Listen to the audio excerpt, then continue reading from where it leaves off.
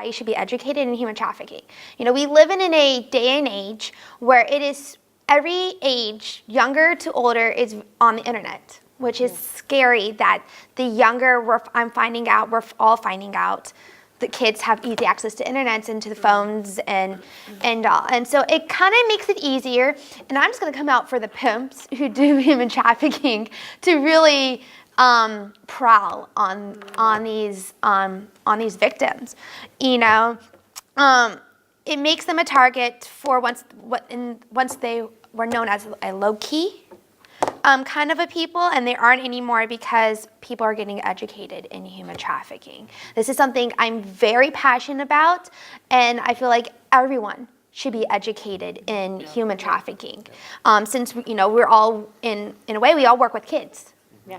We all work with teenagers as well, with adults, and one thing that was scary to find out, it's not just even kids are like the target, but teenagers and even older adults, depending on your country. Yeah. Honestly, you are finding this, and we need to stop human trafficking. Now, thank God there are organizations like Aid 21 that is a big voice out there for the non-voices. It stated that only 1% of victims are ever rescued from trafficking. All of a sudden, you put a name and you put a face to that number and everything changes.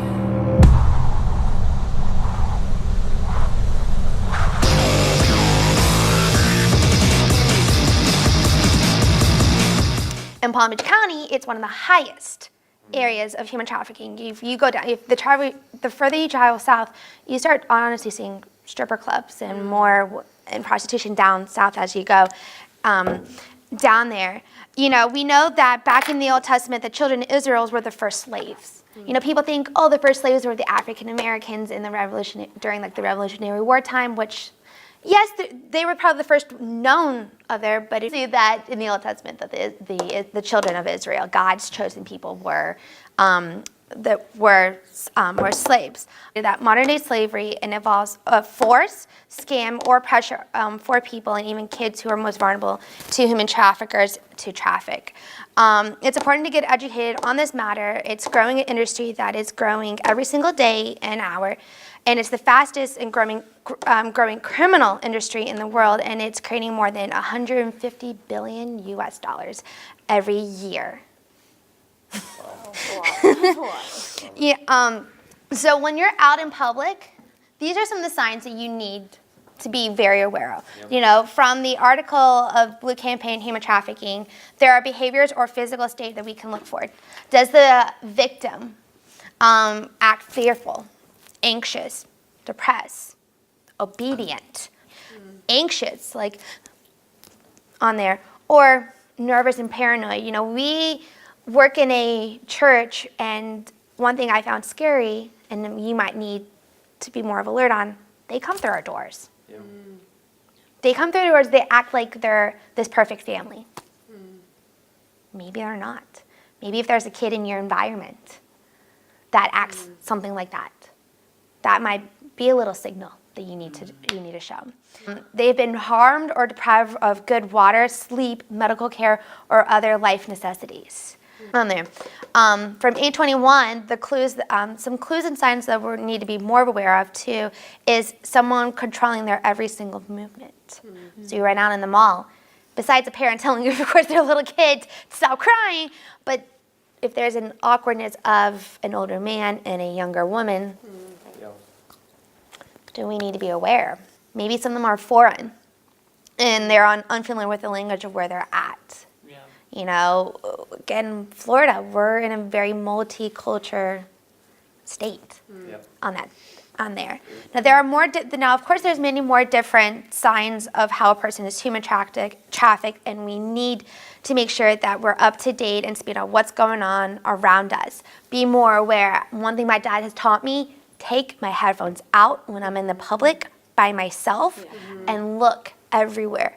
You need to do that. I know much we want to listen to our music and not being and like ignore everybody. We need to be aware of it. As girls, guys too, we all need to be aware of this.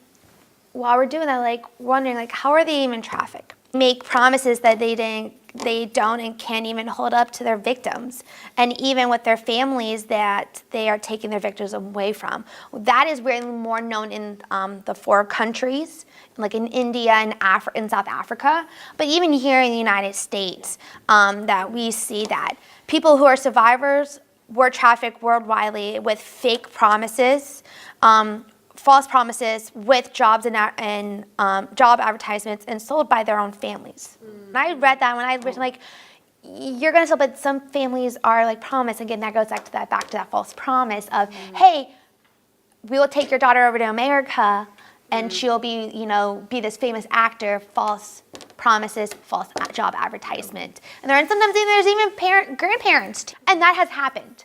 That's scary and sad. Yeah. That happens. Listen to the 821 Walk for Freedom podcast.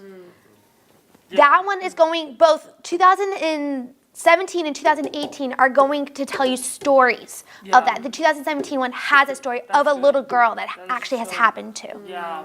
In there. It's scary. It hurts. Yeah. It hurts me to even hear about a 4-year-old, and then even an 80-year-old on there. There's the sex traffic, there's forced labor, there's bond labor, and there's child soldiers in there. But I'm so glad that there are organizations that are trying to stop human trafficking and be the voice, like our Hope for Freedom here at Christ Fellowship, that helps and saves and rescues those girls and families and boys too.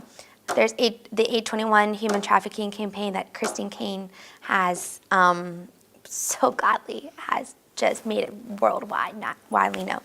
Having an eye-opening heart and mind to this very sensitive topic is so important for this day and age, because of all the technology we have and the access we have to the internet is crazy. We need to become people of the people to be the voices for the non-voices. Yeah. It's vitally important.